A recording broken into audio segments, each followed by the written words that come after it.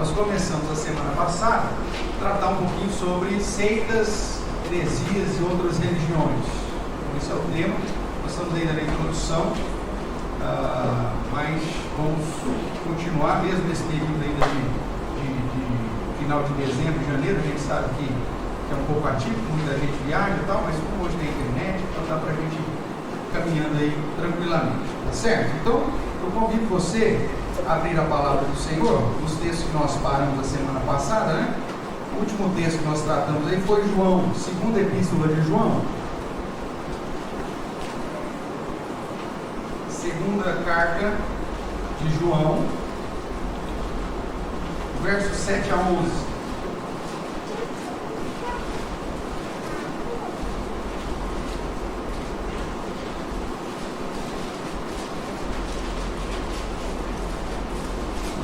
Todos juntos. João, segunda epístola de João, é um capítulo só, do verso 7 até o verso 11. Vamos relembrar então essa passagem aqui. Nós já estudamos semana passada Timóteo, segunda de Pedro, que fala justamente da preocupação dos apóstolos quanto à fidelidade dos crentes em permanecer fiel às Sagradas Escrituras, à sã doutrina, e se preservar diante da realidade do falso mestre, da heresia, e consequentemente das seitas. Okay? Então vamos lá, vamos fazer essa leitura todos juntos. Diz assim: porque muitos enganadores têm saído pelo mundo fora, os quais não confessam Jesus Cristo vivo em carne. Assim é o enganador e o anticristo. Acautelai-vos para não perderdes aquilo que temos realizado com esforço, mas para receberdes completo galardão. Todo aquele que ultrapassa a doutrina de Cristo e nela não permanece, não tem Deus. O que permanece na doutrina, esse tem tanto o Pai como o Filho. Se alguém vem ter convosco e não traz essa doutrina, não o recebais em casa, nem lhe deis as boas-vindas, porquanto aquele que lhe dá boas-vindas faz-se cúmplice das suas obras más. Veja que a postura do apóstolo João é uma postura extremamente rígida para preservar a fé, para preservar a sã doutrina, pois tanto o apóstolo João, o apóstolo Pedro, o apóstolo Paulo estavam cientes do perigo que essas falsas doutrinas têm dentro da igreja. Nós falamos na semana passada que a grande dificuldade, irmãos, é que a maioria das heresias, elas são pequenas distorções, elas começam com pequenas distorções. João aqui vai citar uma delas. O que João está citando aqui é que havia um grupo enganadores, anticristos, que estavam dizendo que Jesus Cristo não havia se encarnado. Veja aí o final do verso 7, né? Os quais não confessam Jesus Cristo vindo em carne. Esse é um dos problemas já do primeiro século, da igreja do primeiro século, onde até por um conflito até razoável, que algumas pessoas estavam falando: se Jesus é o próprio Deus, se Deus é eterno, imenso, maravilhoso, como que esse Deus eterno, grandioso, pode ficar limitado a um corpo físico? Então, não é possível que o Deus eterno ficasse limitado a um corpo físico, as limitações do corpo físico. Então, Jesus não encarnou. Essa seria a conclusão, então, e esse ensino acabou sendo ali difundido. Mas isso é um princípio que até logicamente poderia ser assunto ou motivo de discussão, mas que quebra rigorosamente todo o processo da redenção. O fato de Cristo ter se encarnado é essencial para o processo da salvação. Se o próprio Deus, no seu plano de salvação, não tivesse enviado a segunda pessoa da Trindade para se tornar como homem, então todo o sacrifício de Jesus não tem valor. Porque quem devia era o homem, e somente um homem poderia pagar. Só que o homem não tem como pagar a dívida com Deus, então só Deus poderia pagar. Então, nesse sentido, a doutrina que diz que Cristo é um ser teantrópico, ou seja, 100% Deus e 100% homem, é fundamental na doutrina cristã.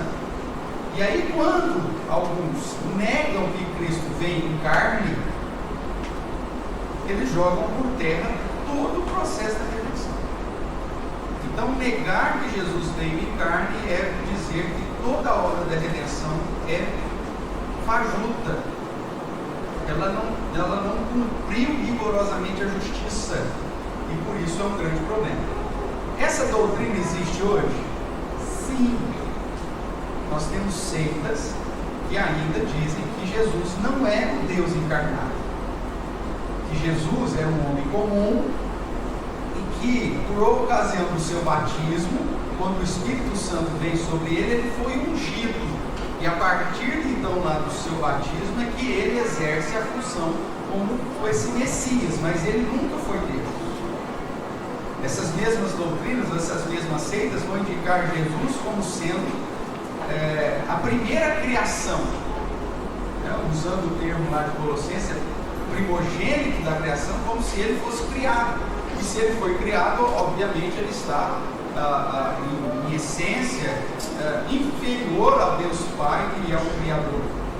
E se ele então foi criado, ele está debaixo de toda a condenação que veio sobre toda a criação, porque o apóstolo Paulo diz que toda a criação geme por conta do pecado de Adão. Então Cristo não poderia ser o Salvador, porque ele mesmo precisaria de salvação. Veja, um simples detalhe coloca tudo em xeque, joga tudo por terra. E aí então essas pessoas que creem nessa doutrina que Cristo não veio em carne, ou que Cristo não é um ser divino, não é o próprio Deus encarnado, eles vão de modo sorrateiro dizer: não, Jesus é importantíssimo, Jesus é maravilhoso, Jesus é um cara fantástico, só que não é Deus. Olha, Jesus é o Espírito mais iluminado que pisou nessa terra. É um cara maravilhoso. É um cara com C maiúsculo. Só que ele não é o próprio Deus encarnado. Tirou a encarnação da história, então a obra de Jesus não tem mais valor de justificar ninguém. Então é um detalhe simples: ele exalta Cristo, mas joga por terra todo o processo. E aí vem a consequência. Então, se Jesus não é o próprio Deus, eu não posso adorar a Deus, eu não posso adorar a Jesus. Porque se ele não é Deus, eu não adoro. Se eu já não adoro, se ele não é Deus, eu não posso mais testemunhar a respeito do seu poder. E aí eu deixo de ser testemunha de Jesus, como Atos 1,8 diz: recebereis poder ao descer sobre vós o Espírito Santo, e sereis minhas testemunhas. Ou seja, nós somos chamados para sermos testemunhas de Jesus, e aí nós passamos a ser testemunha de uma outra entidade que a gente cria. Pois não, Mara?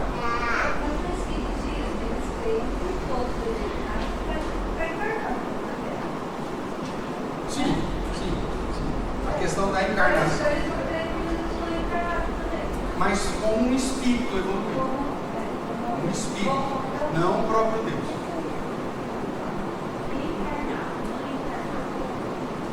Reencarnado, porque é a questão da reencarnação, é um processo. É o fato de se tornar carne. É isso. Tudo bem, irmãos? E aí João vai chegar e dizer: pessoal, o negócio é tão perigoso que nem cumprimenta, nem receba em casa. Porque essa é a estratégia deles. É te separar do rebanho, porque você sozinho é mais fácil de combater. Eles não querem reunir. Eles querem: eu posso fazer um discipulado na sua casa? Eu posso fazer uma sequência de estudos com você? Por quê?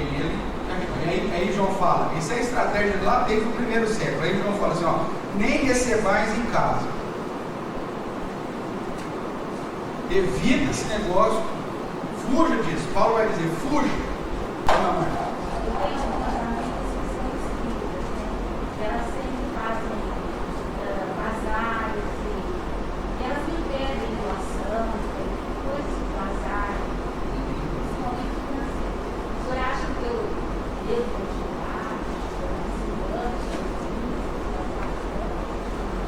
Essa é uma situação também um pouco delicada, porque entra a questão da assistência social.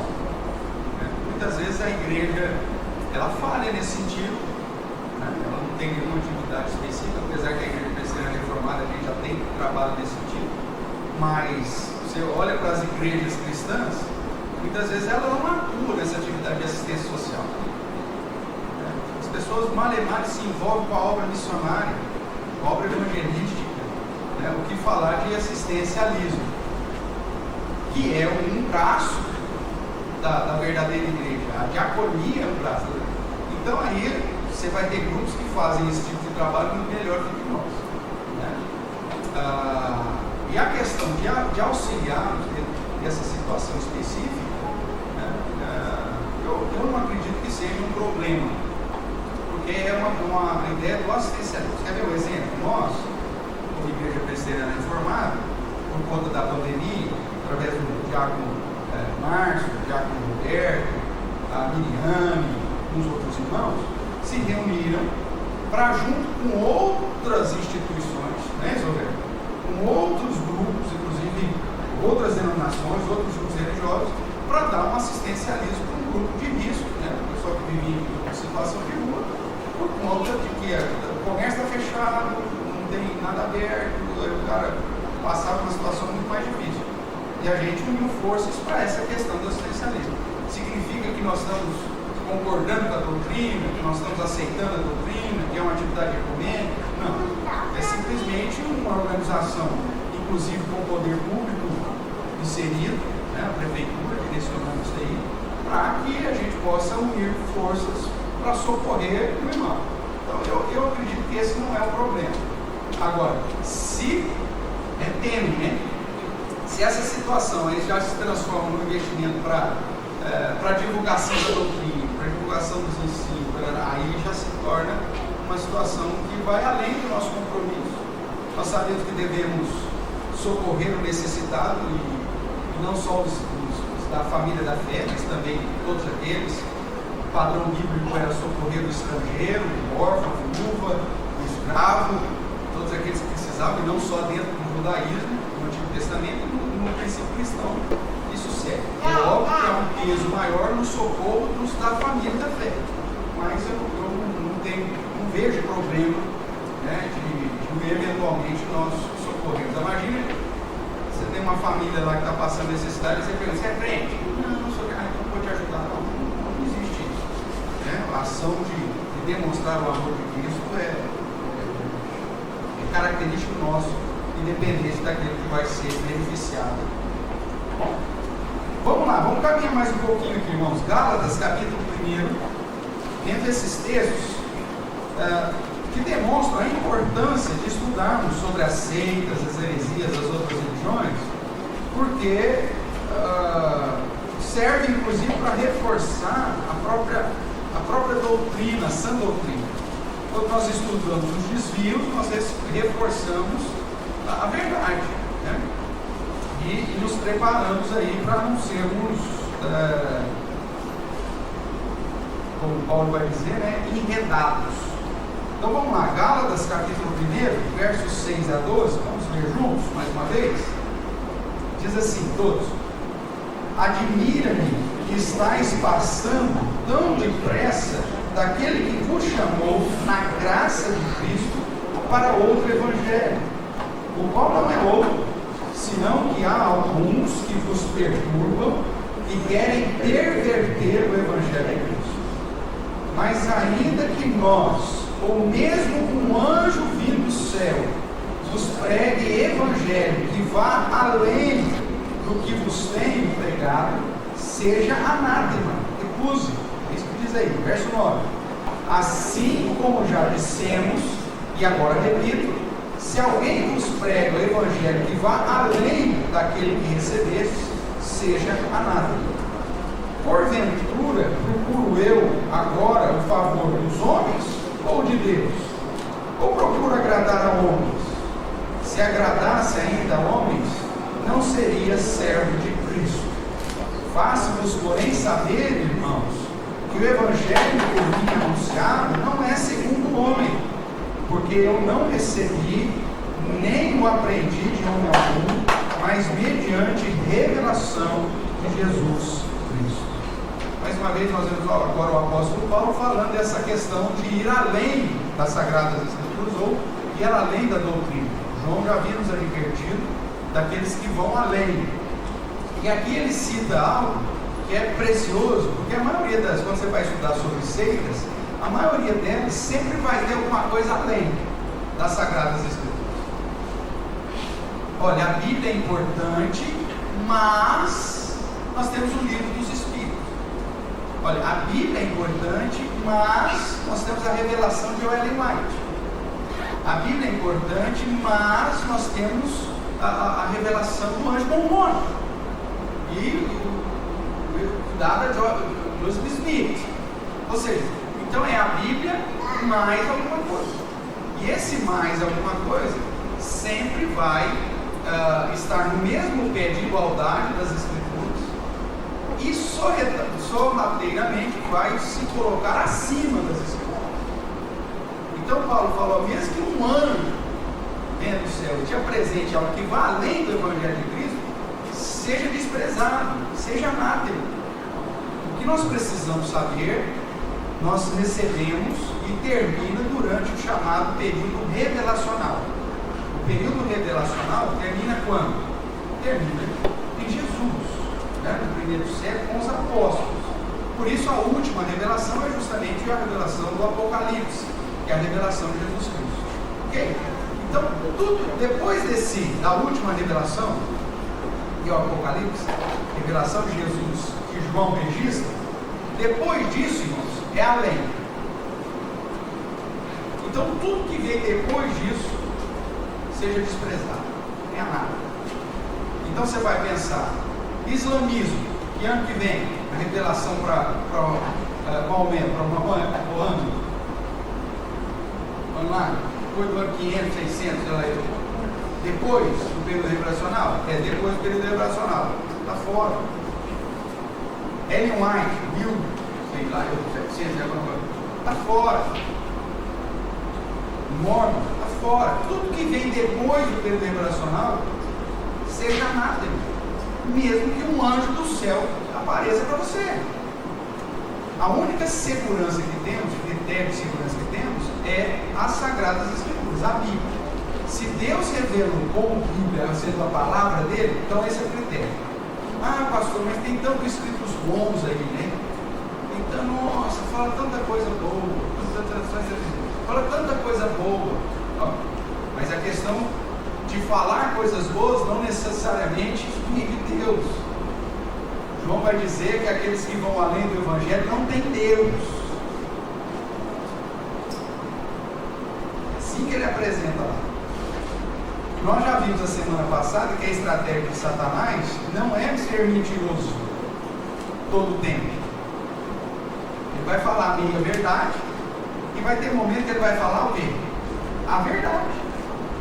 Justamente para te confundir. É o exemplo que eu citei lá da jovem adivinhadora, que era possessa de um espírito de adivinhação, e quando Paulo estava pregando o Evangelho de Filipos, a jovem possessa falou, esse homem é de Deus, hein, gente? Ouça o que ele tem para te dizer, esse homem é de Deus. Por que o diabo faz isso? Porque aí quando Paulo fosse embora, aquela mulher falou, ela tinha um espírito e falou que o homem não era de Deus, o homem era de Deus mesmo. Então agora o que ela falar, a partir de agora, a gente também vai aceitar. Pronto. Aí o que Paulo faz? Expulsa o demônio, liberta aquela jovem desse espírito, e aí ela era escrava, os donos dela ficam tiririca da vida, né? Porque tiraram a fonte dele. Olha lá, meu filho. Após o Apocalipse, na Bíblia está escrito que nada será acrescentado, nada será tirado. Perfeito. Isso eu vou agora para mim.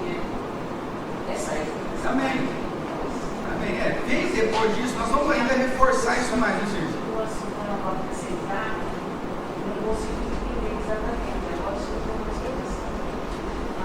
E isso é o ponto. Se for além das Escrituras ou depois do período revelacional, Paulo diz: despreza. Por mais bonito que seja. Porque, como nós falamos semana passada, Satanás também não vai aparecer vermelho de chifre e tridente, ele vai aparecer bonitão. Ele vai te trazer uma mensagem que faz sentido, que é agradável. O que você está falando? É verdade. É o exemplo, por exemplo, da distorção do tema amor, que nós mencionamos também semana passada. A pessoa vai dizer assim: não, mas o cristianismo é amor. Aí o amor tolera todas as coisas. Esse amor não é o amor cristão. O amor cristão, ele está pautado numa ética que nós chamamos de hierarquia ética, onde qual que é as prioridades? Amar a Deus acima de todas as coisas.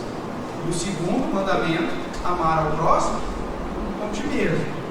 Agora, quando o meu amor ao próximo fere o primeiro mandamento, dentro da hierarquia eu tenho que fazer o quê?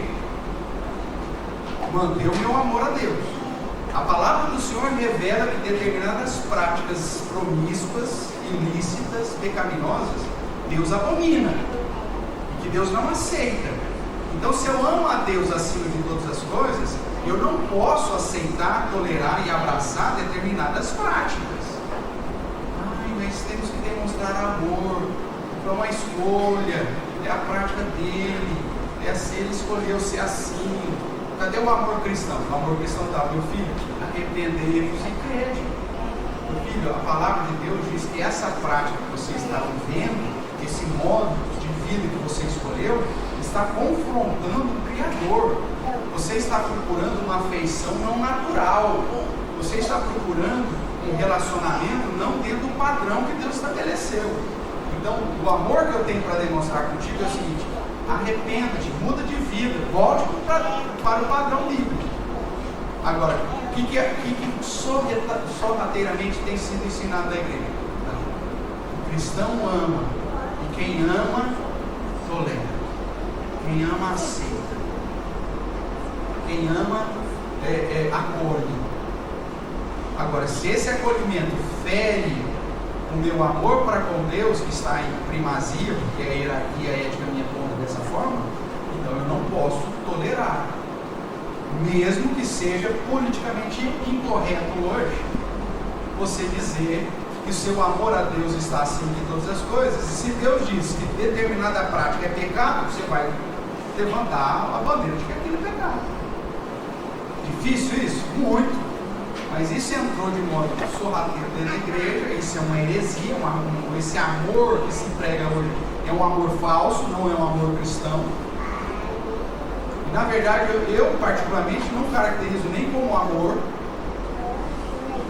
porque, vamos pegar uma analogia aqui, né?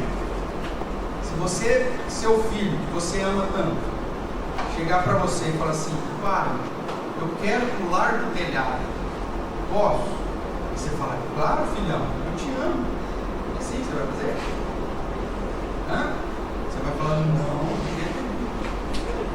pai, eu quero experimentar um veneno, posso? Aí hoje a psicologia fala: não diga não para as crianças, você vai travar a criança, você vai criar bloqueios da criança. Aí a criança: eu quero veneno. Pegou ali, roda do chão, esperneia. Aí o pai fala assim: claro, filhão, eu te amo. É assim que você vai funcionar? Isso é amor? Você aceitar a decisão da criança? A criança de 7 anos chega: não quero mais ser menino, quero ser menina. E quero mudar de sexo. Aí você, como pai, você fala: claro, eu te amo.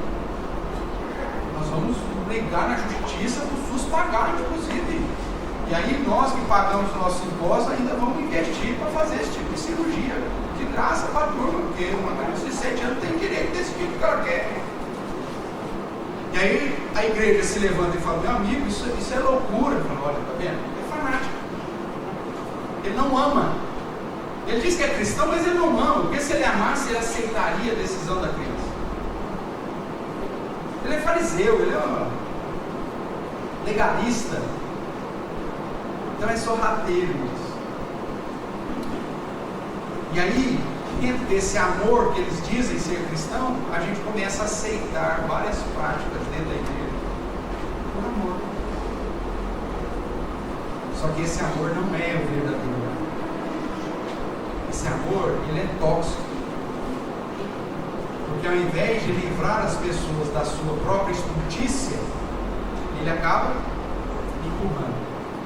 Então Paulo fala, cuidado, tudo aquilo que for além, pula fora. Tudo bem até aqui? Vamos caminhar mais um pouquinho. 2 Coríntios.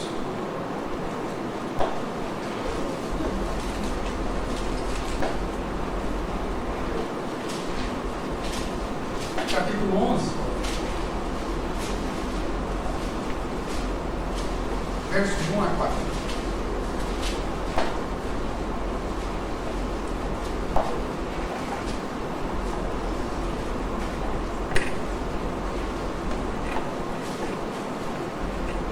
Lembrando aqui, irmãos, que Paulo, na sua postura aí, na sua defesa, né? Não chega a ser irônico. Ele vai dizer assim, vamos ler juntos? 2 Coríntios 11, de 1 a 4. Todos. Quisera eu me suportasseis um pouco mais na minha loucura. Suportai-me, pois, porque zelo por vós com zelo de Deus, visto que vos tenho preparado para vos apresentar como virgem pura a um só esposo, que é Cristo.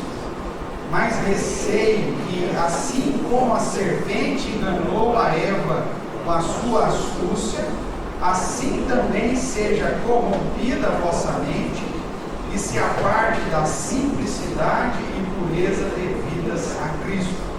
Se na verdade, vindo alguém prega outro Jesus que não temos pregado, ou se aceitais espírito diferente que não tendes recebido, ou evangelho diferente que não temos abraçado, a esse de boamente tolerais. Veja só, Paulo está preocupado com a igreja de Corinto, porque a igreja está aceitando e acolhendo espíritos aqui no sentido de ensinos que apresentam um Cristo diferente do verdadeiro Cristo, que é justamente o que a gente vive hoje. Tem um livro, né? Eu gosto desse livro de modo especial, do Greg C. Stru, Discípulos Hoje. Tem um primeiro capítulo, ele diz assim: o verdadeiro Jesus pode se levantar, por favor? Porque ele olha para a igreja e vê vários Cristos, e vê vários grupos na igreja seguindo Cristos diferentes, porque dão ênfases diferentes no ministério e ênfases desassociadas do todo, que apresentam Jesus diferentes. Então, por exemplo, você pega lá o Jesus que perdoa a mulher adulta, ok? E ele fala, não, Jesus tolerou todo e qualquer prática de pecado, ele não mandou apedrejar a mulher. Quem não tem pecado não atira a primeira pedra. Então é o Jesus que tolera e aceita tudo. Só que ele não vai estar para o texto e ver que o fato de Jesus não ter autorizado ninguém jogar pedra na mulher é porque todo o sistema estava errado. Primeiro, Jesus não fazia parte do sinédrio, ele não foi colocado como juiz na cidade para tratar do assunto. Segundo, o sinédrio não estava reunido, ou um colegiado de anciãos não estava reunido. Segundo, quem adultera com mais alguém. Levaram uma mulher até Jesus e falou: ó, essa mulher foi pega em flagrante adultério. Opa, se é flagrante, o que aconteceu? Pegaram ela e o cara em outro lugar. Ok? Só que aí só trouxeram quem? Se foi pego em flagrante, cadê o infeliz que estava adulterando ela? Não, só trouxeram a mulher. E aí joga a bomba para Jesus. E agora? O que o senhor diz? Apedreja ou não? O processo está tudo errado. O sistema está tudo errado. Era uma armadilha para Cristo. E Cristo falou: quem não tem pecado, atira a primeira pedra. Se o processo está certo, aplica o que a lei manda. Agora, se o processo está errado, amigo, a responsabilidade é de vocês. Aí cada um deixou. Aí o que Cristo falou? Beleza, minha filha, volte lá, porque você tem direito de ser feliz. Procura o seu amante e vai viver uma vida feliz. Foi isso que Cristo disse? O que Cristo disse? Vai, não peques mais. Isso é admoestação, isso é disciplina, que era a única disciplina que podia ser aplicada naquele momento. O processo estava todo errado. Se o processo estava certo, meu amigo, você pode ter certeza que a lei que estava em vigor deveria ser aplicada. Não seria, porque o Império Romano não permitia mais o judaísmo aplicar pena de morte. Você tinha mais esse detalhe. Como eles estavam debaixo do Império, toda aplicação de pena de morte teria que ser autorizada pelo Império. Por isso que quando eles decidiram que iam matar Jesus, eles não foram lá e enforcaram Cristo. Foram até os romanos, levaram para lá, fizeram todo o processo, criaram toda aquela confusão, para que Roma determinasse que Cristo era passível de morte. Porque eles não tinham essa autorização durante o Império Romano mais. Então nem o apedrejamento era possível, apesar da lei dizer que era um modo que deveria ser feito se o processo estivesse correto. Agora, a pessoa pega só a expressão, quem não tem pecados, atira a primeira pedra e fala: ó, Jesus ensinou que a gente não vai aplicar disciplina mais sobre ninguém. Mas você tem tantos outros textos onde você vê não só o próprio Cristo, mas o colégio apostólico dizendo que a disciplina eclesiástica é uma característica da verdadeira igreja e que era vergonha para a igreja de Corinto, em especial, não aplicar disciplina sobre os membros. Paulo falou: olha, a postura que vocês estão fazendo é terrível, porque tem gente aí no meio de vocês que o filho está dormindo com a mulher do pai e vocês não estão fazendo nada. Isso é uma vergonha para o nome de Deus, uma vergonha para o nome da igreja. Então a disciplina é algo, só que a pessoa pega o Jesus que mais lhe interessa. E é isso que Paulo está dizendo aqui: cuidado, porque vocês estão abraçando um Jesus que não é o verdadeiro Jesus. Vocês estão acatando o ensinamento de um outro Jesus. E vocês têm que procurar o verdadeiro Jesus. Então veja, a necessidade de estudar essa doutrina, de conhecer as Escrituras, a necessidade de se aprofundar no conhecimento da palavra do Senhor. Tudo bem até aqui, irmãos? Vamos lá, outro texto é Apocalipse 13.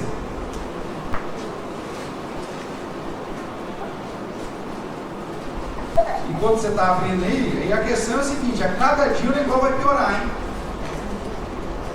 Porque a cada dia vai aumentar o número de falsos mestres, de falsos pastores, de falsos ensinadores, de enganadores. Vai aumentar.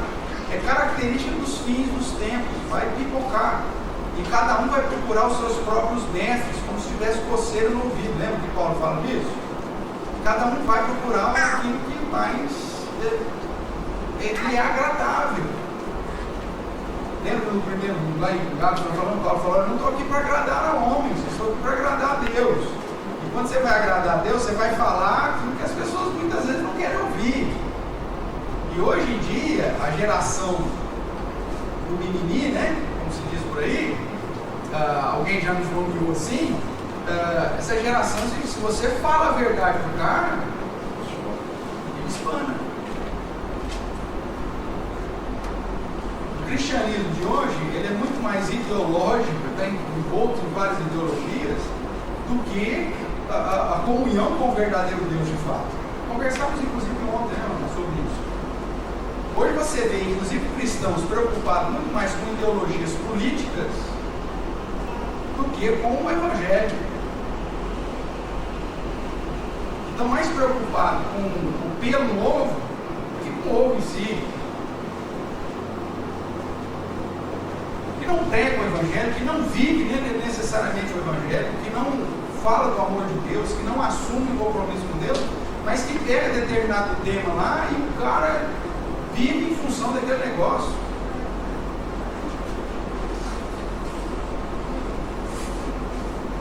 Você não vê o cara discipulando ninguém, fazendo nenhum discípulo. Mas aí o cara levanta a bandeirinha da ideologia de que a igreja tem que combater os políticos. Amigo, eu não fui chamado para combater político, eu fui chamado para fazer discípulo.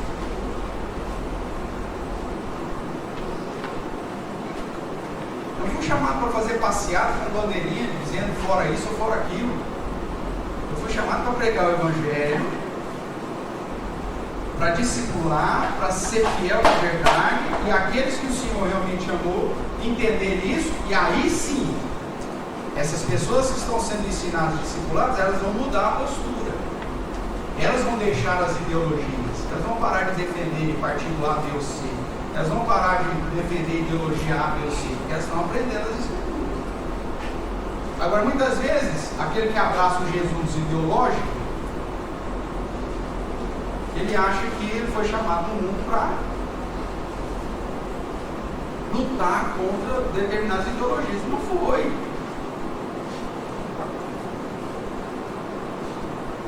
Você quer mudar e influenciar o mundo para diminuir a influência anticristã? Né? Não pode citar os nomes aqui.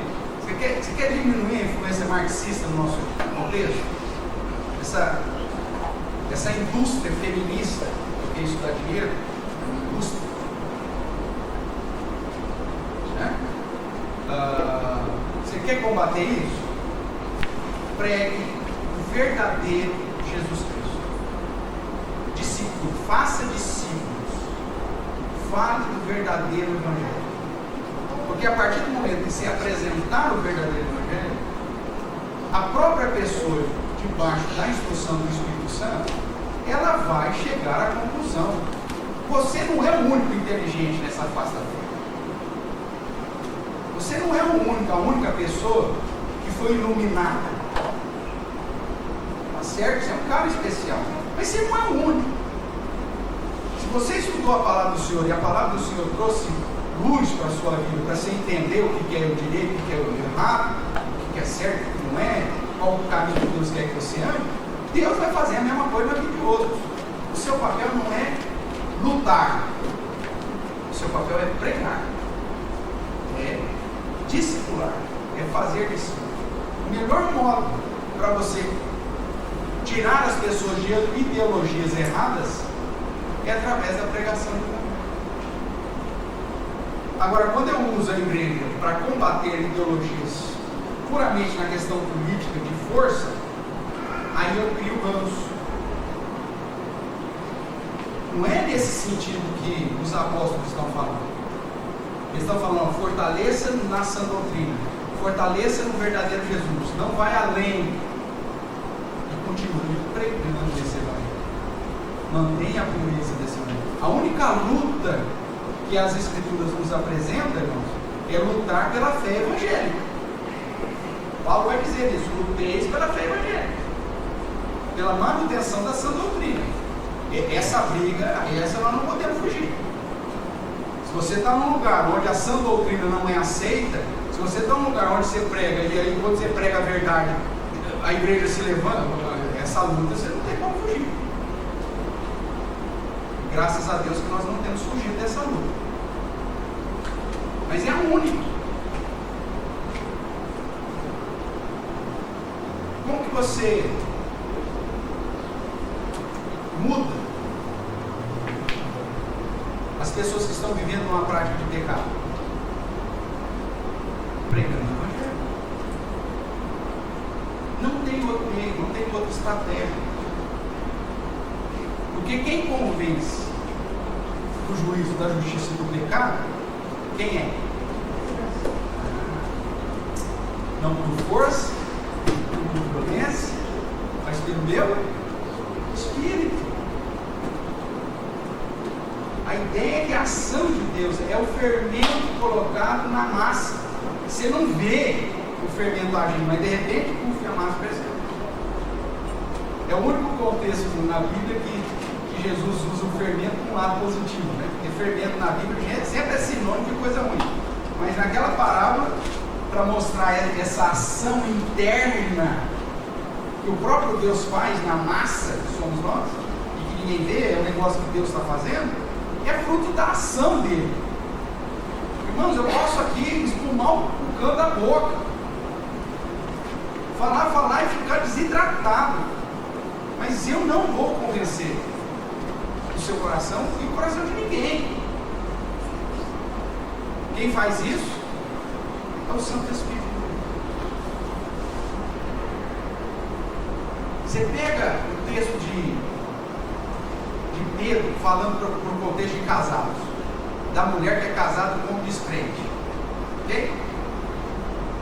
Ele diz assim: você vai ganhar o seu esposo sem palavra alguma, pelo procedimento justo, tranquilo, calmo,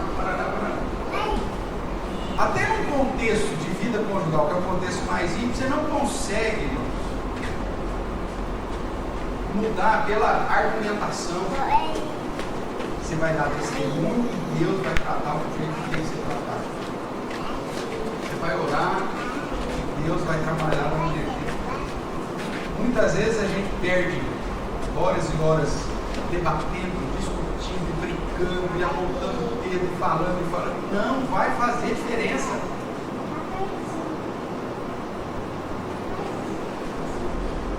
A nossa atitude que vai fazer diferença. Porque aí entra como um bom testemunho. E a ação do Espírito Santo à medida que nós abrimos a nossa boca e pregamos o Sagrado Evangelho. Vai ter uma passeata, não sei o que, tarará, na universidade, mas adianta eu ir lá e fazer uma passeata paralela com uma bandeirinha falando o contrário daquilo que eles estão levantando? Não vai.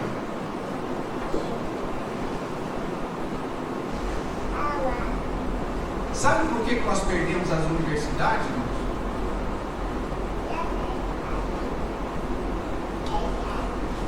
Porque nós deixamos de viver o verdadeiro cristianismo. A igreja é a grande responsável por esse mundo estar do jeito que está. Porque ela foi falha. Os pastores da década de 70 e da década de 80, com algumas raríssimas exceções, foram os mercenários. Porque ensinavam um padrão totalmente distinto e diferente do verdadeiro cristianismo. Estavam preocupados com as ondas, com os modismos. E levou uma geração, 2, 3 gerações inteiras serem ludibriadas, de modo que o cristão não precisava se envolver com a vida e fazer diferença na vida que ele estava inserido. Nós perdemos no mínimo 3, 4 gerações de cristãos que não são nada hoje, porque as igrejas ensinavam que esses cristãos não podiam ir para a universidade. Se você quer servir a Deus, vai ser evangelista, vai ser missionário, vai ser pastor. E aí nós ficamos com um vácuo que nós não temos hoje pessoas capacitadas, cristãs, verdadeiramente cristãs.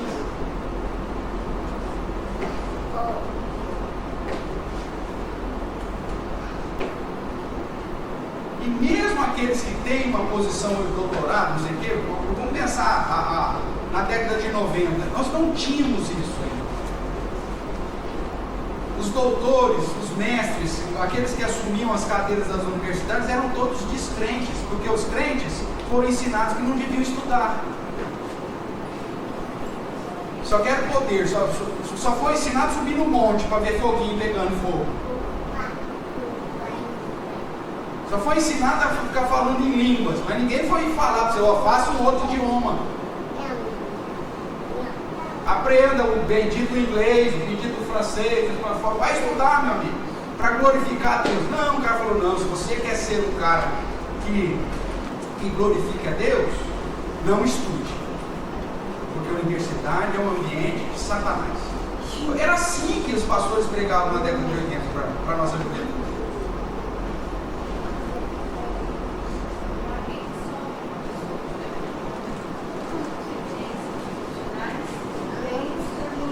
Perfeito, você tem hoje a universidade de confissão de fé cristã,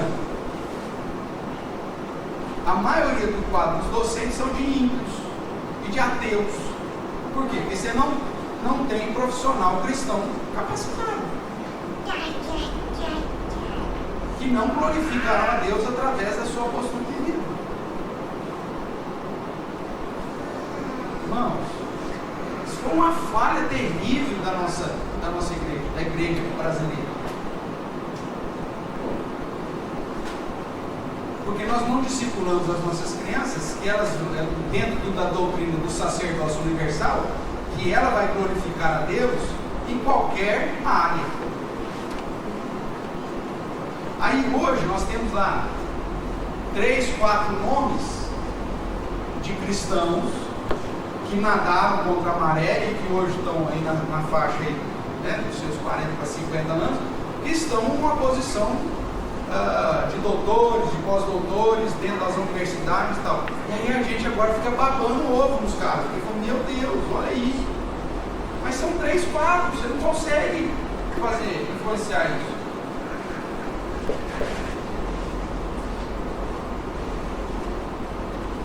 Era para a gente ter centenas de Adalto Florencio,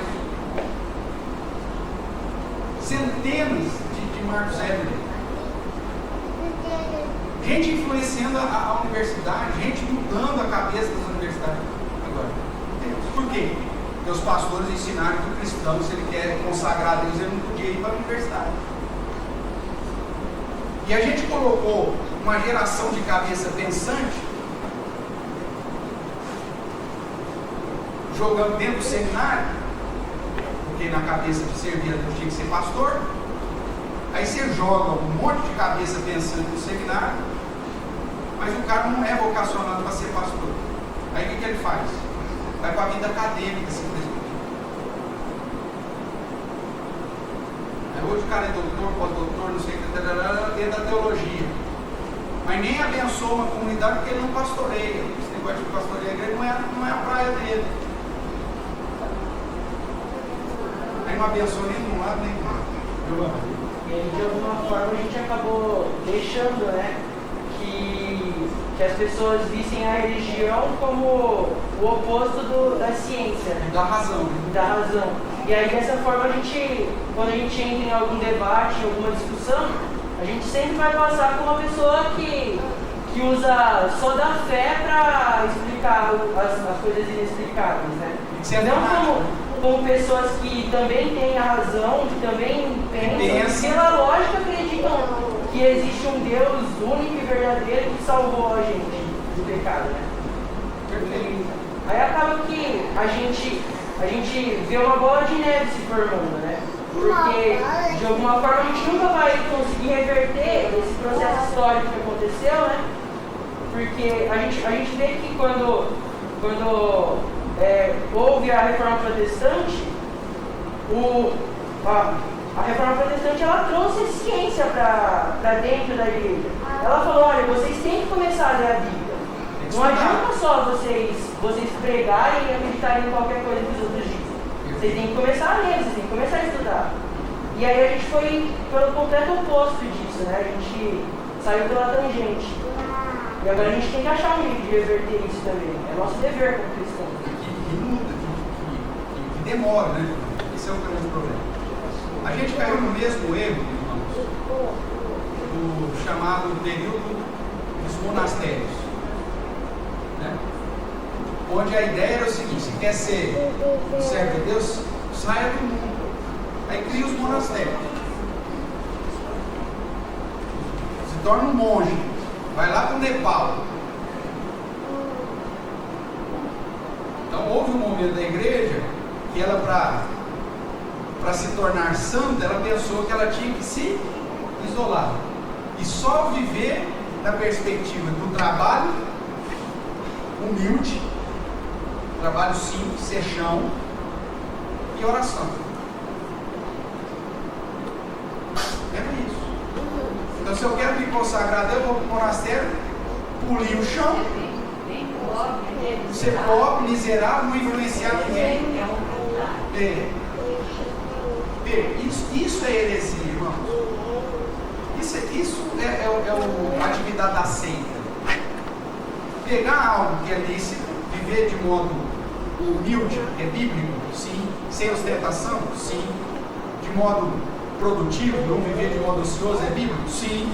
Só que eu pego, enfatizo isso e transformo numa prática totalmente contrária que vai trazer prejuízo para a igreja. Nós não voltamos para o monastério, só que nós fizemos o quê? Impedimos os nossos jovens de influenciar o mundo cristão. Jesus mesmo disse: Senhor, eu não peço que os tire do mundo, mas que o Senhor os livre do mal. E aí nós falamos: não, Senhor, essa estratégia não é boa, nós queremos ficar livre do mundo mesmo. Então a gente fecha dentro do templo, fecha dentro da igreja, mantém os nossos jovens só falando sobre trabalho humilde e oração, e abrimos mão de influenciar uma geração, 2, 3. Quem que plantou isso dentro da igreja?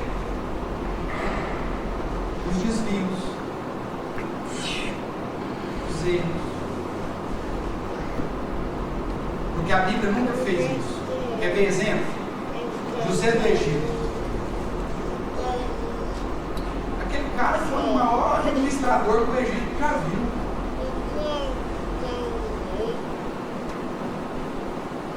Daniel. Agora, eles foram influenciar na onde? Em Israel? Durante o reinado de Salomão, que foi o melhor? Não, meu amigo. José foi lá no Egito.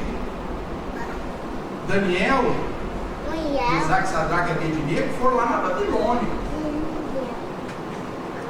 E influenciaram. Mudaram a cosmovisão. Se impuseram como aqueles que defendiam a verdadeira fé. É esse padrão que a gente tinha que ensinar para os nossos jovens, lá na década de 80. Ser um Josias na vida. Esse era o padrão. Aí não, qual que é o padrão? Benigno, Deus Antioco. Eu quero ser igual a Deus Antioco. Eu quero ser igual a Benigno. Botar o meu paletó e o povo cair. E aí você criou uma geração de crente patética. Circense. Só fica palhaçada. E a estrutura do negócio você perde. Por quê? Porque não se estudou a sã doutrina.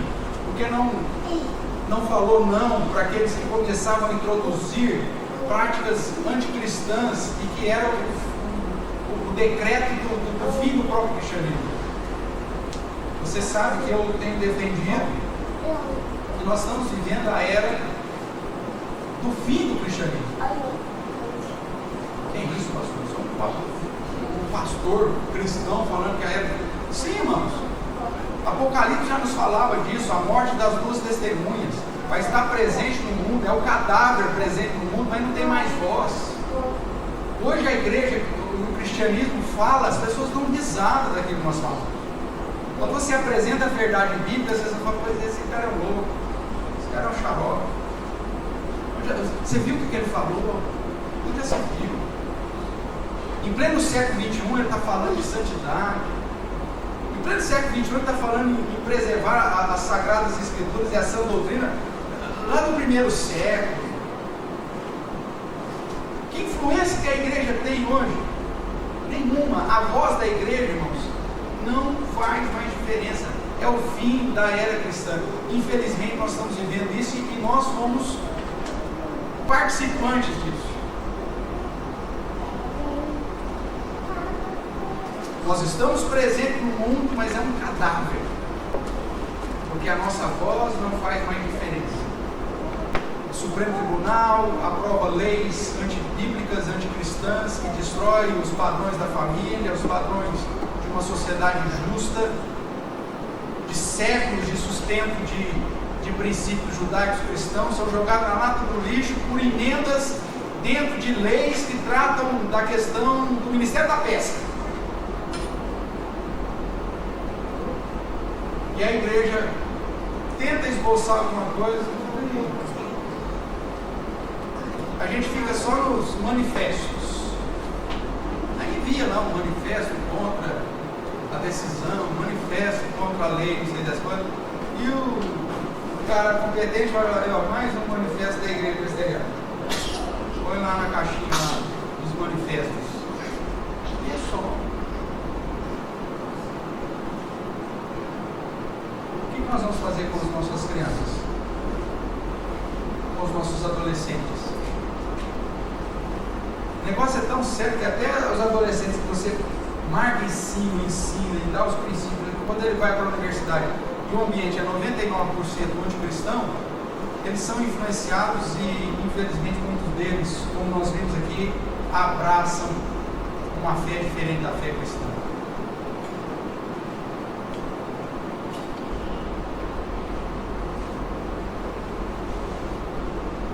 Nós chegamos à seguinte fase, que as seitas heresias entraram de tal forma na igreja e que mudaram tudo, que alguém uma vez perguntou: pastor, seria prudente da minha parte enviar o meu filho para fazer faculdade no Mackenzie, por ser uma universidade presbiteriana? Falou: se você quiser ir para o Mackenzie pela qualidade do ensino do Mackenzie, pelo título do Mackenzie, ter um diploma com um Mzinho lá, tudo bem. Mas se você está enviando seu filho porque pensando que lá é uma universidade protestante, que tem práticas cristãs no dia a dia, esquece.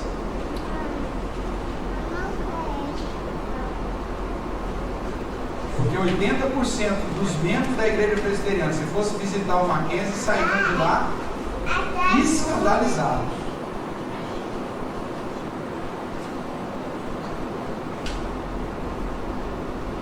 Boa parte dos verdadeiros crentes, se assistisse uma aula em alguns cursos específicos do Mackenzie, e entrar com um documento para o Supremo Conselho fechar o Mackenzie.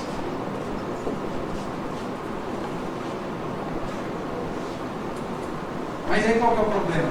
É o Mackenzie? É um problema que você não tem profissional com as qualificações para assumir a cadeira. E aí você tem que contratar um. Mas a lei também não permite, né, pastor? Só tem a função, né? Claro que permite. É uma instituição denominacional. Não, no caso da universidade, é dentro do profissional da boa. Você está indo para uma universidade que tem uma confissão de fé. Você sabe, você não quer estudar isso, né? Procure então outra. A nossa Constituição não proíbe você ter uma instituição educacional confessional. Só que você precisa de gente. Quer ver um outro problema que nós temos? Sendo uma cidade, o Araraquara está com quantos mil habitantes hoje? 230? 230 mil. Caberia uma escola confessional, que é uma cidade verdadeiramente confessional? Não que usa lá o sistema didático. Não, o sistema didático não tem nada a ver com a coisa. Escola confessional. Protestante, reformada. Agora, não temos gente para agarrar o doutor a unha? Não tem. Dá trabalho, meu amigo. É ministério. É um negócio complicado. Você tem que dar a sua vida por esse negócio. Sempre foi. Uma escola e uma igreja. Um hospital sempre foi. Mas hoje para a manutenção das atividades devocionais e litúrgicas da igreja, a gente não consegue ter a turma na igreja, meu amigo. Como que nós vamos impactar esse mundo? Se a gente não consegue nem para as atividades litúrgicas ter um povo da igreja envolvido, você não consegue. Porque é a geração do hedonismo, a geração do prazer. É a geração de simplesmente satisfazer. A vida é tão curta. É filosofia errada, gente. A vida é tão curta. Eu não posso perder tempo e não servir ao Senhor. O pessoal brinca às vezes comigo, né? Amigo de uma Highlander, não sei o que, o cara desanima, não sei o que. Uma vez ele passou, por que o senhor não para? Porque o diabo não tira férias.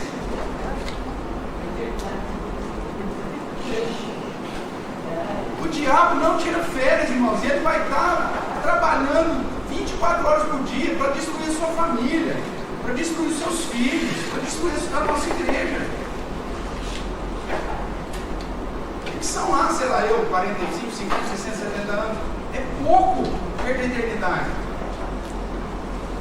É pouco. Carlos. Mas acontece o seguinte, o tempo de Deus, ele se alonga, né? Sim. É isso Quando a gente que faz, aí Deus na nossa sabedoria, né? Falar mas está perdido sem saber isso. Aí que não engana. Nesse sentido, é muito mais reconfortante para o ser humano ser de qualquer outra religião, porque ela prega que você vai voltar de novo, tem mais uma chance, que o paraíso, que nunca você vai arder para sempre no fogo do inferno. Então, qualquer outra sem ser o cristianismo, ele é muito mais fácil para eu aceitar, porque de alguma forma, quando você acha o fogo eterno, você fala isso para alguém e fala, você está louca que Deus é isso?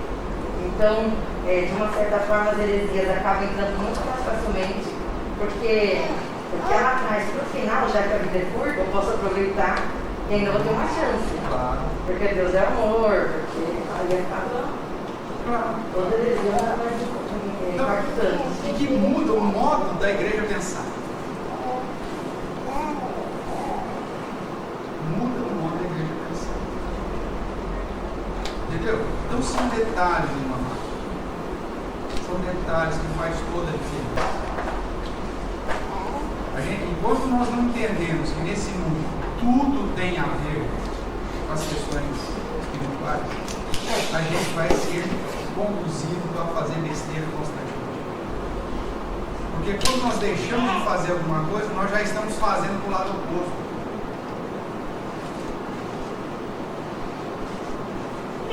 O simples fato de você não fazer, você já estava ajudando o outro lado. A gente não consegue que a igreja se envolva em alguns projetos que são bíblicos, que são características do cristianismo. Sabe por quê? Porque dá trabalho. E as pessoas não querem trabalho. Por isso que eu falo, é o fim da era cristã. Você pega os nossos reformadores, imaginando que o Giovanni, o cara não tinha celular, não tinha internet, não tinha Google, não tinha nem Ctrl-C, Ctrl-V, não tinha pendrive, não tinha nada.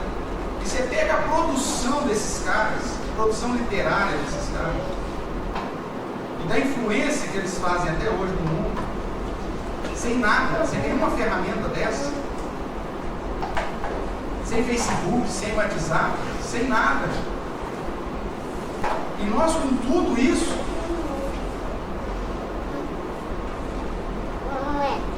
só usamos para mostrar a nossa ostentação, para brigar com aquilo que não precisa ser, para entrar em luta que não precisa ser lutada.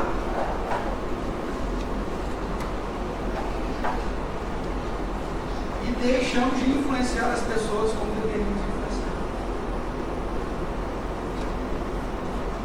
Você fala, pastor, mas a nossa geração é mais difícil. As pessoas são muito individuais. Sim, não estou falando que é fácil. Nós ficamos com a carne no pescoço, meu amigo. A gente sabe disso. Mas por conta disso, então, a gente é trabalho muito difícil, vamos deixar?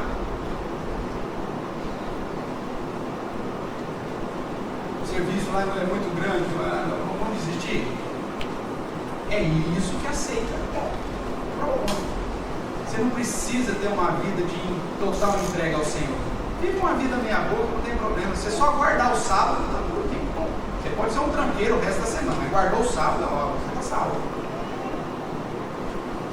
Não, se você participou da campanha, se você deu o dinheiro lá da campanha, acabou, filho, agora você está tranquilo.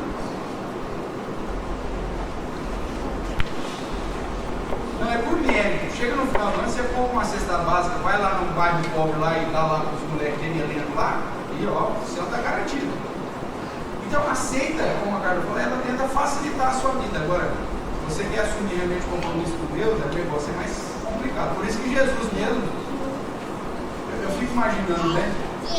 Olhando para os líderes de hoje, o sistema de marketing de Jesus Cristo é uma catástrofe. Porque a propaganda que ele faz para as pessoas seguirem é um terrível. Eu não tenho onde reclinar a cabeça. Ou vai te perseguir, vai querer te matar. Vão mentir a respeito de vocês. Você vai ter que deixar todos os seus bens. Você não tem mais sonhos, porque os sonhos agora, os projetos agora, são os projetos de Deus, não é mais o seu. Deixa tudo e segue. Peraí, cara, que Marte louco é esse?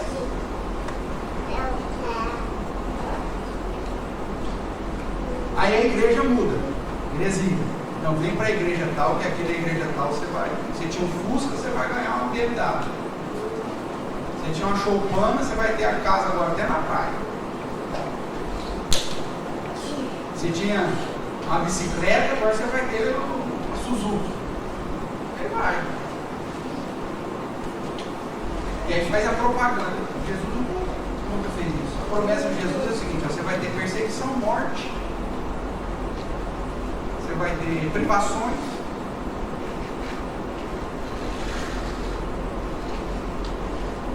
E ainda vai ser odiado. Aceita? Ó. Aí a igreja tenta amenizar esse negócio. Falou, gente, não é bem assim. Jesus estava sol 46 graus na cabeça. Desconsidera, não é bem assim. Você pode viver um cristianismo light. Não. Você vem de vez em quando. Você não precisa assumir compromisso nenhum, viu? Só você está aqui, só vir de vez em quando, você já deixa o pastor felizão. Certo? Então, aí o pastor feliz, ele não vai pregar puramente. O homem feliz só prega agora. Né? Então, venha, viva assim, tal. Vai dar, não é isso, não. Nós não estamos aqui para agradar homens. E nós precisamos fazer um pouco mais. Se realmente amamos ao Senhor. Ontem nós falamos a respeito de gratidão com os adolescentes. E aí nós usamos um exemplo para você saber quando você está realmente agradecido. Sabe qual que é a diferença? Vou pegar as crianças aqui, né? Quando você é criança, assim, você ganha um presente de alguém que você não gostou muito, você ganha lá, você pega o presente, aí o pai e a mãe falam assim, como que é que se diz? Aí você, constrangido, fala, obrigado. Não é assim? Agora, quando você está realmente agradecido, quem lembra?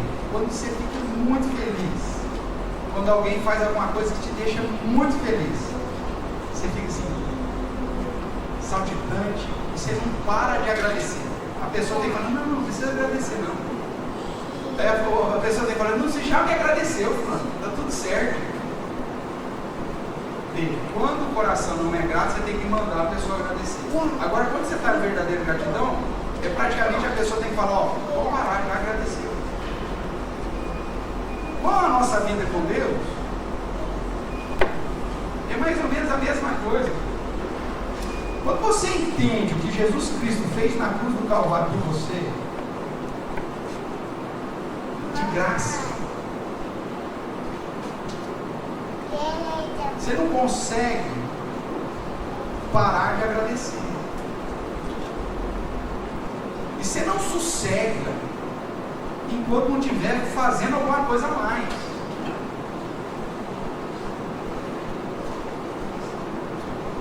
Agora, os cristãos de hoje parecem aquele filho mal educado que você tem que falar, fulano, como que se diz? Jesus pagou um alto preço na cruz do Calvário por você, morreu por você, de graça, gratuitamente, como que se diz? Aí você fala, obrigado. Sendo que a postura tinha que ser diferente.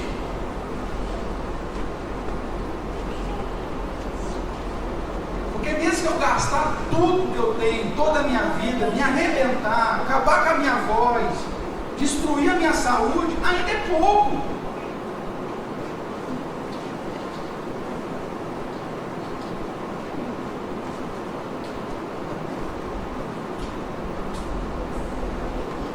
descanso, irmãos, é lá.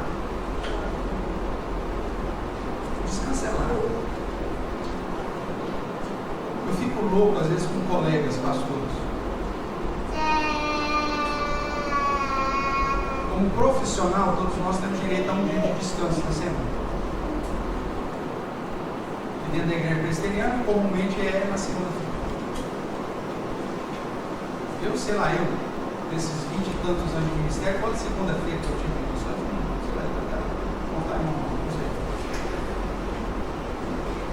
E as pessoas falam, por que você não descansa? É aquela máquina, o diabo não tira férias, o diabo não tem folga. E outra coisa, crente morre de segunda-feira. Você sabia que crente morre de segunda-feira?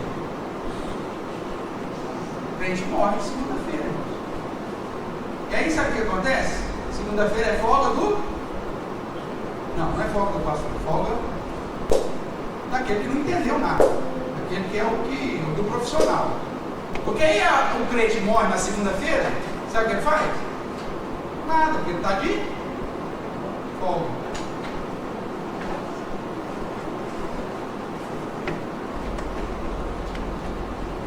Aí o cara faz o que fez.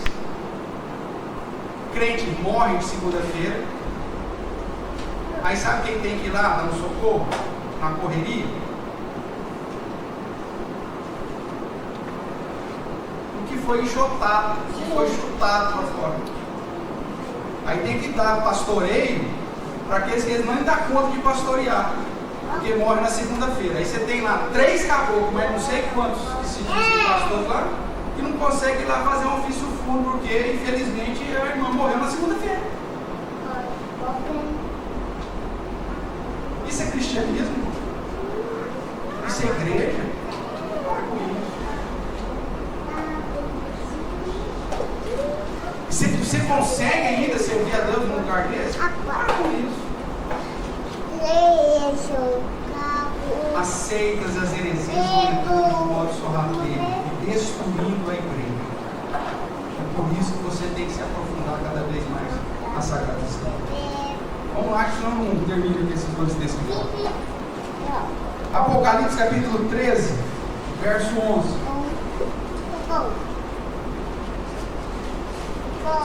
Vi, vamos ler junto?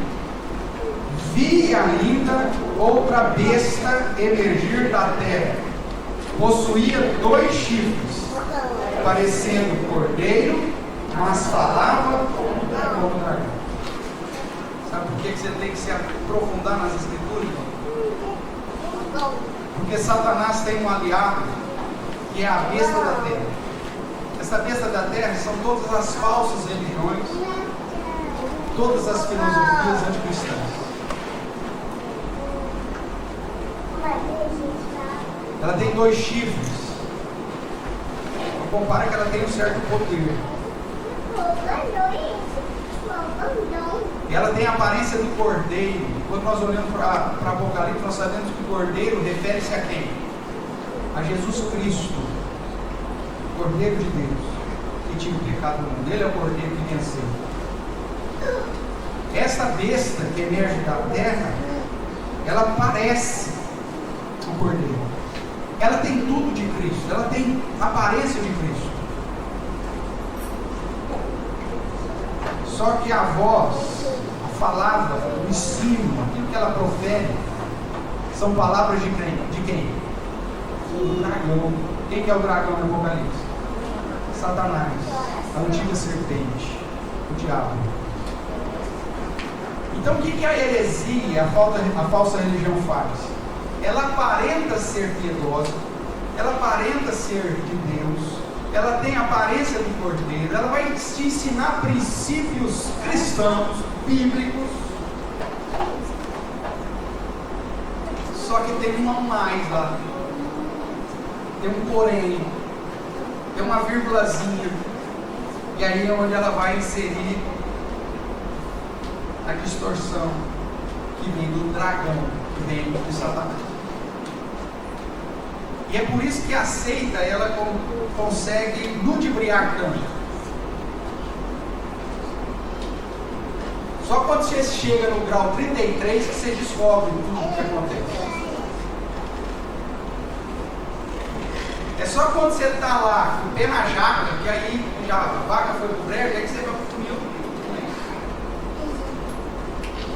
porque ela aparenta ser o cordeiro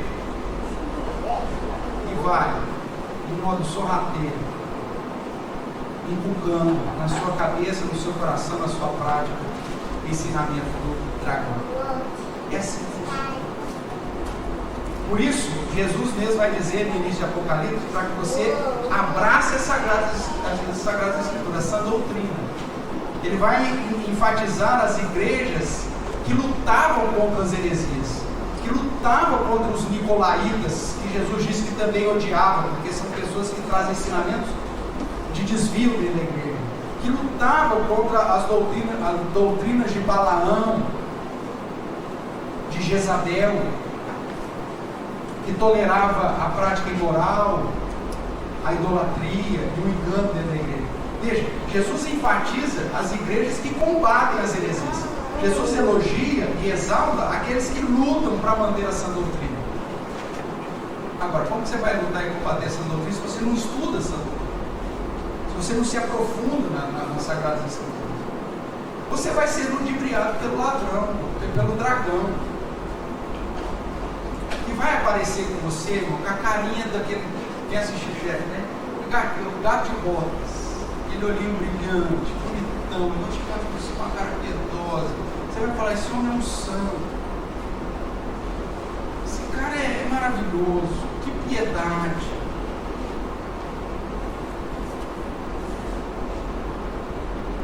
Mas é o próprio Satanás. Porque como João disse, aquele que vai além não é de Deus.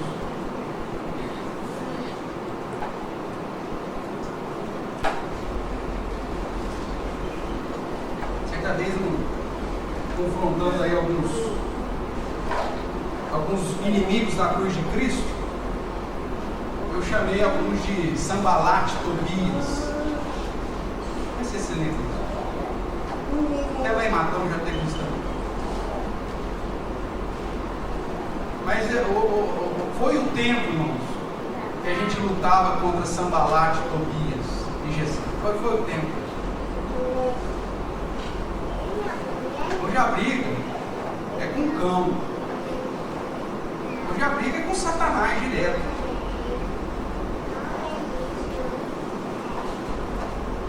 E se mascara de uma falsa piedade que compra com assistencialismo social as pessoas para se manter na igreja e que depois vem com um ensinamento totalmente antibíblico.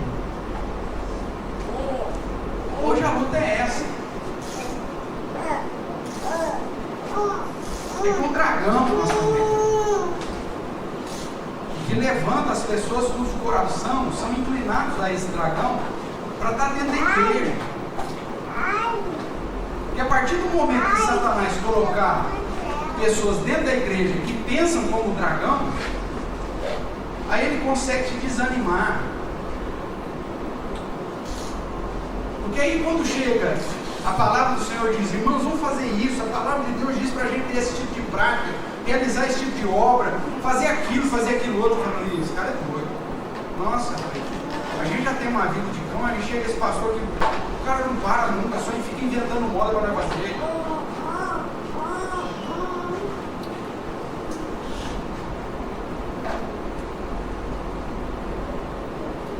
Aí você vê as vozes do dragão falando diretamente com você, falando, pastor, eu não vou pregar isso. Pastor, tira o pé do acelerador.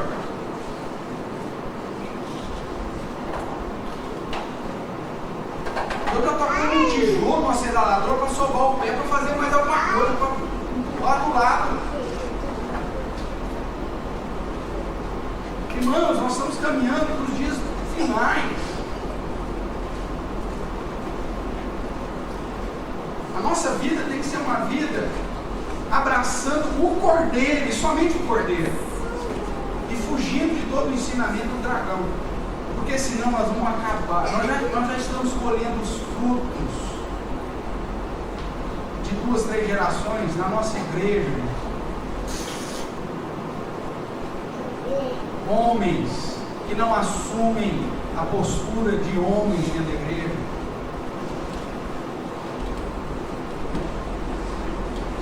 que abandonam as famílias, que deixam a fidelidade com a mulher da mocidade, que não assumem a liderança, o ensino. Nós temos uma carência. Mulheres influenciadas por tantas doutrinas estão mais preocupadas com a vaidade do que com a piedade.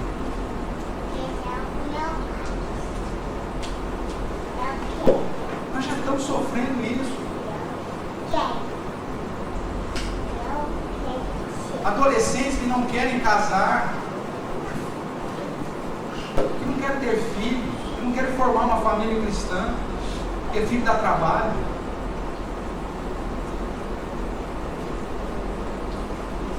Igrejas que ensinam, não tragam os seus pequeninos, porque os pequeninos não param.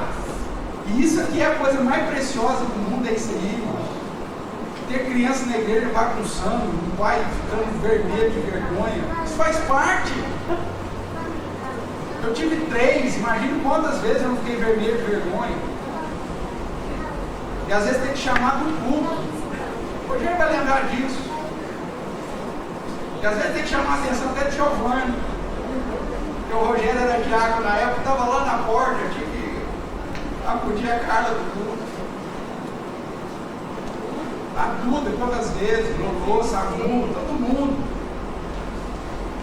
Em Jabuticabal nós temos um garotinho lá, o Isaac. Isaac era um terror, Angelita. Até um dia que eu disse, Isaac! Liguei o vozeirão. Presta atenção no que o pastor está falando, nós estamos para cá aqui. Acabou! Isaac nunca mais deu trabalho, lembra disso? Foi um divisor de água. Que gostoso, irmão. Porque nós somos família.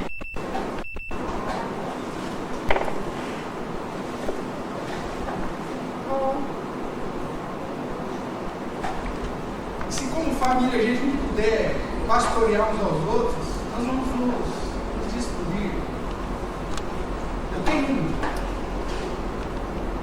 um sentimento amargo no coração como pastor.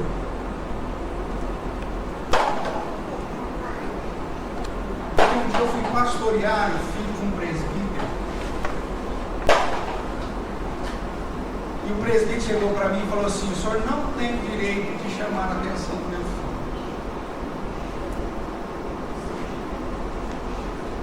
Da educação do meu filho cuido eu. E eu cheguei naquele dia e disse para ele assim: meu irmão, a partir de hoje, eu não sou o pastor mais do seu filho. Toda a responsabilidade espiritual sobre o seu filho é tua.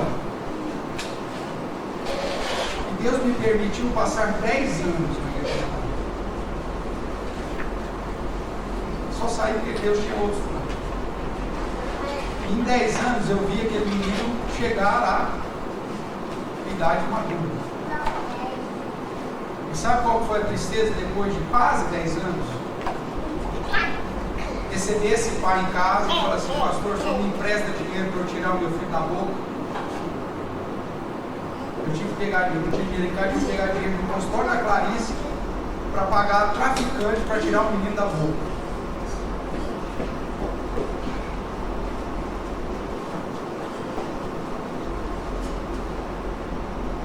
Aí você fala: como chegou numa situação dessa? Há quase 10 anos atrás, quando o pai, na frente do filho, disse: o senhor não vai fazer isso com o meu filho, o senhor não vai admoestar para mim. Aquele dia que eu deixei de ser pastor, daquele dia, foi o dia que acabou sendo decretado aquele futuro terrível que aquele rapaz ia passar.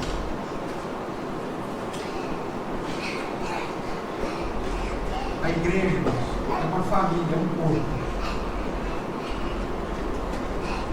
gente não estiver atento, Satanás vai tirar até essa autoridade nossa. E nós vamos colher os frutos amargos. Quando a igreja diz que a criança não pode participar do mundo, não pode estar junto com os adultos, porque eles correm, porque eles fazem. São ovelhas nossas. É fase da vida. Deixar a vida vir, os pequeninos. Já tem igreja que sonha ter esses barulhinhos.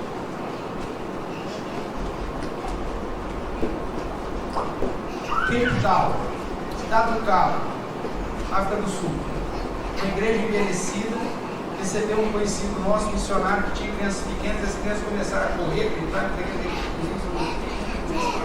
aquela coisa toda, aquela briga toda. Um dos senhores da igreja falou assim: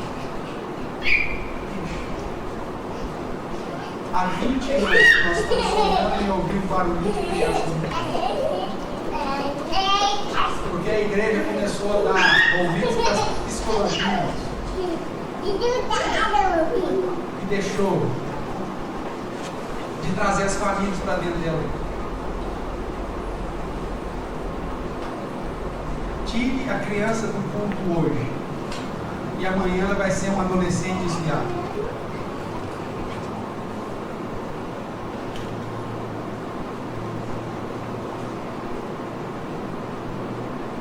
Não venha adorar como família hoje. E você vai, talvez, amanhã depois, ter um triste sentimento. E tem que orar para que Deus tenha misericórdia dos seus. Isso é heresia que vai entrando dentro da igreja.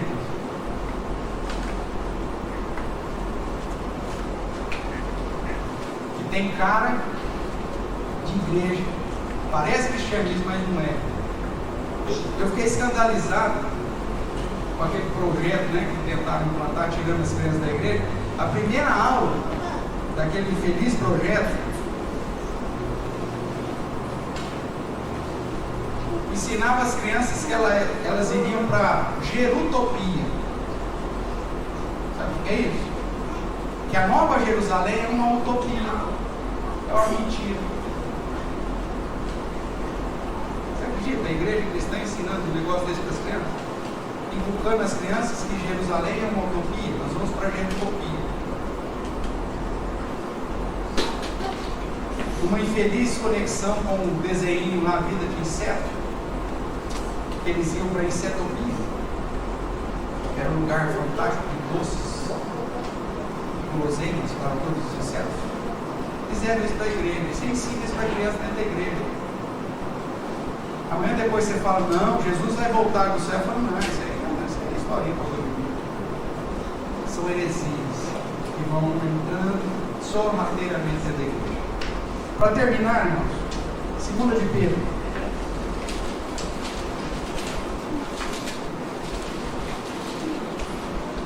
Segunda de Pedro, capítulo 2, verso 17 em diante, diz assim. Eu vou ler aqui, os irmãos acompanham, diz 2 de Pedro 2, 17. Esses tais são como fontes sem água, como névoas impelidas por temporal.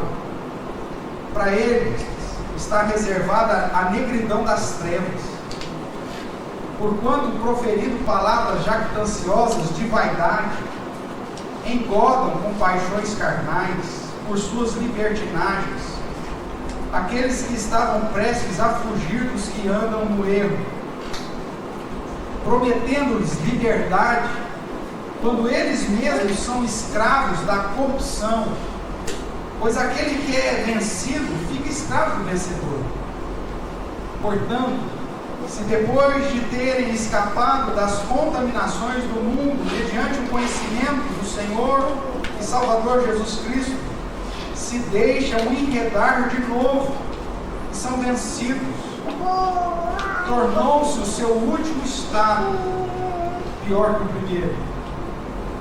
Pois melhor lhes fora nunca tivessem conhecido o caminho da justiça, do que após conhecê-lo voltarem para trás, apartando-se do santo mandamento que lhes fora dado.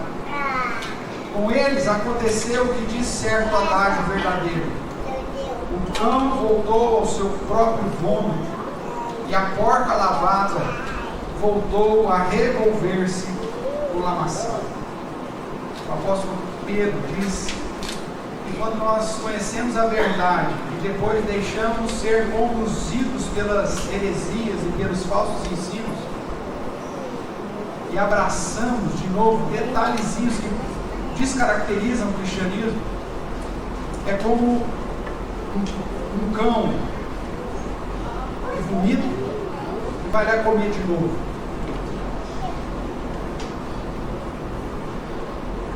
É como uma porca que você tirou da lama, limpou, lavou, deixou ela bonitinha, e ela volta a se revolver no lamaçal.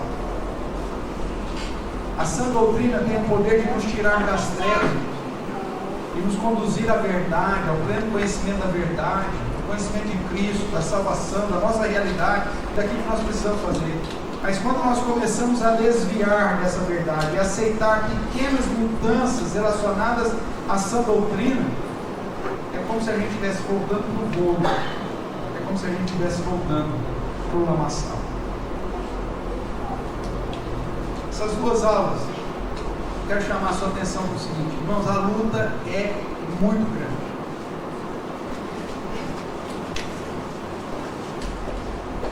Quando nós pensamos em discipulado de crianças, discipulado de adolescentes, ainda mais agora com essas privações que a gente não pode nem se reunir, a única coisa que tem são as aulinhas lá, via no YouTube,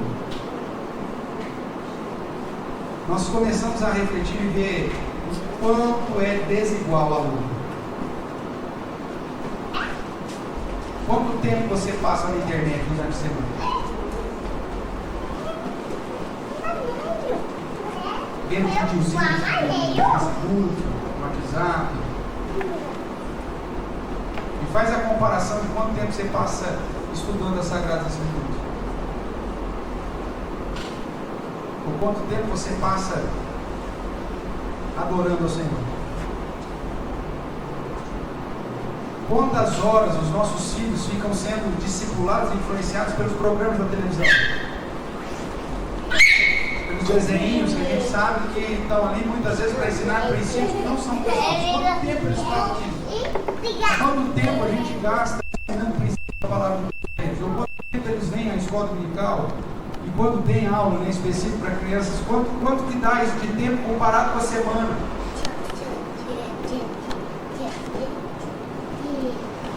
Quanto tempo você tem gastado para ensinar princípios cristãos na sua casa? Quanto tempo você gasta de oração com seus filhos? Ou de sentar para tratar de algum assunto bíblico? Ou com seus filhos adolescentes, de tratar algum tema bíblico, teológico?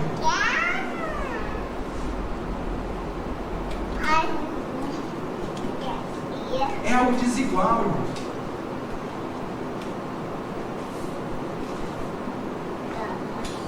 Se ele passa 2 horas por dia, eu sei que é muito mais que isso, mas se ele passa apenas 2 horas por dia assistindo televisão, são 14 horas na semana. Ele não passa só 2, você sabe muito bem disso. Frente a 40 minutos que ele vai ter uma aula durante a escola dominical. Que princípio você acha que ele vai assimilar mais? E aí eu fico louco da vida, porque você vai em algumas igrejas, o departamento infantil é um caos. E eu, nas minhas andanças, já tive a triste realidade de chegar em igrejas que tiravam as crianças do culto, e aí, para não criar um constrangimento, então deixavam os meus filhos saírem, e aí depois perguntava, eles estavam assistindo desenho.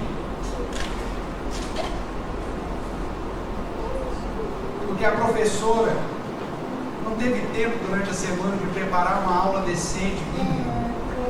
Aí põe lá o desenho. Aí você fala, pois não, um desenho bíblico, pelo menos, pastor, nada. Põe lá, Pepa, põe lá, B10. Pelo menos as crianças não ficam fazendo barulho, não atrapalham o culto de longe. Irmãos, isso é igreja. Agora, por que a gente não faz melhor? Porque não tem pessoas também que se dispõem a assumir um compromisso. Porque se eu assumir um compromisso de escola dominical, eu vou ter que ir todo domingo de manhã na escola, não tem férias. Satanás não tira férias. A escola dominical não deveria ter férias. O departamento infantil não deveria ter.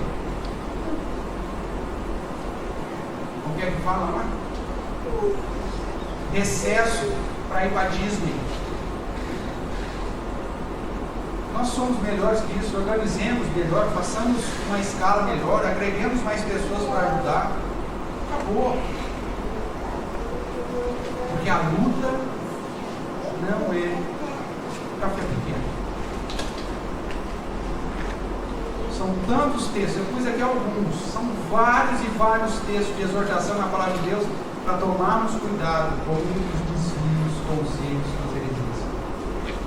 O que eu quero que você grave de todos esses princípios que nós apresentamos nessas duas primeiras aulas é: a luta é grande, eu preciso estar atento para poder desmascarar o dragão